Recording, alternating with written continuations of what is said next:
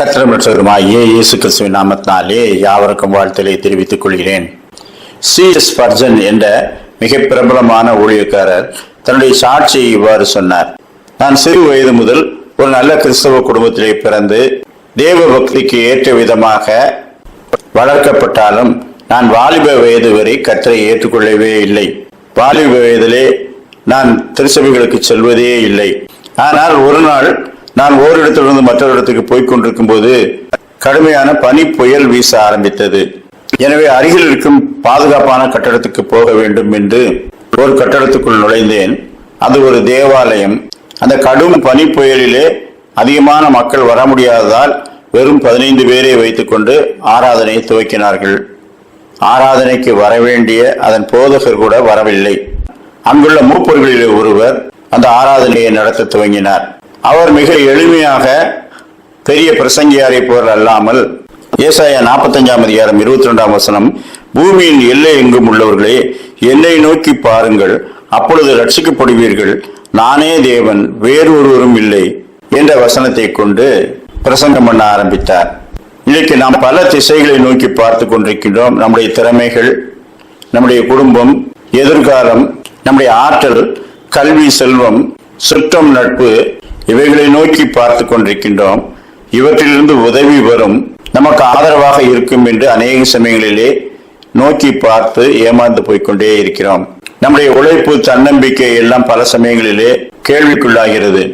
அப்படியானால் நாம் நோக்கி பார்க்க வேண்டியது யாரை? பூமியின் எல்லையெங்கும் உள்ளவர்களே என்னை நோக்கி பாருங்கள் என்று கர்த்தர் நம்மை அழைக்கின்றார். அவரை நோக்கி பார்க்கிற முகங்களை அவர் பிரகாசிக்க பண்ணுகிறார். இந்த செய்தியை நான் கேட்கும் போது யோசித்து பார்த்தேன். அங்கும் இங்கும் பல திசைகளிலே நாம் பார்ப்பதை விட தேவனும் தேவகுமாரனுமாகிய இயேசுவை நோக்கி நாம் ஏன் பார்க்க கூடாது? அந்த தேவனை நாம் நோக்கி பார்த்து அவருடைய வழி என்னதென்று நாம் அறிந்து கொள்ளலாமா என்று யோசித்தேன். அப்பொழுது கர்த்தர் தம்முடைய வசனங்களை கொண்டு அதிகமாக எனக்குள்ளே பேசினார். யோவான் 3 அதிகாரம் 14 வசனம், சர்ப்பமானது மோசையினால் வனாந்திரத்திலே உயர்த்தப்பட்டது போல மனுஷகுமாரனும் தன்னை விசுவாசிக்கிறவன் எவனோ அவன் கெட்டு போகாமல் நித்திய ஜீவனை அடையும்படிக்கு உயர்த்தப்பட வேண்டும்.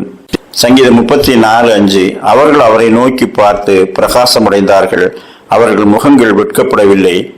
ஆம், தேவனை நோக்கி பார்த்தவர்களுடைய முகங்கள் வெட்கப்படவில்லை, அவர்கள் முகங்கள் பிரகாசமடைந்தது. தேவகுமாரன் சொல்லுகின்றார், நான் பூமியிலிருந்து உயர்த்தப்பட்டிருக்கும் போது எல்லாரையும் என்னிடத்திலே இழுத்துக் கொள்வேன். ஆம், அவரை நோக்கி பார்த்தவர்களை அவர் தன்னோடு சேர்த்துக் கொள்ளுகின்றார். சேர்த்துக் கொள்ள விரும்புகிறார்.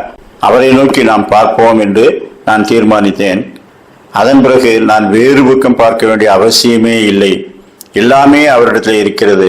என்னுடைய தேடல்கள், தோல்விகள் எல்லாம் அவருக்குள் ஐக்கியமாகி விடுகிறது. சகலத்தையும் அவர் மேற்போட்டுக் கொள்கிறார் என்பதை என்னுடைய வாழ்க்கையிலே புரிந்து கொண்டேன். அதன் பிறகு கர்த்தருடைய ஊழியத்துக்கு வந்து கொஞ்சம் கொஞ்சமாக விருத்தி அடைந்து அநேகமாயிரம் பேருக்கு கர்த்தருடைய வசனத்தை சொல்லும் வாய்ப்பு கிடைத்தது என்று சொல்லுகின்றார்.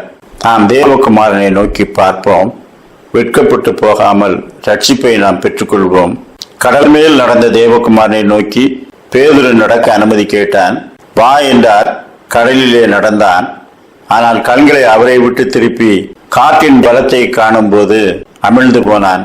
நாம் நம்முடைய கண்களை அவரை விட்டு வெளியே விலக்குவோமாகில் விழுந்து போவோம். தேவகுமாரனை நோக்கியே நம்முடைய வாழ்க்கை இருந்தால் அவருடைய நித்தியத்திலே வந்து சேர்வோம். அப்படிப்பட்ட சிந்தனைகளோடு வாழ கர்த்தர் நல்ல கிருபைகளை நமக்கு தந்தருள்வாராக. ஆமேன்.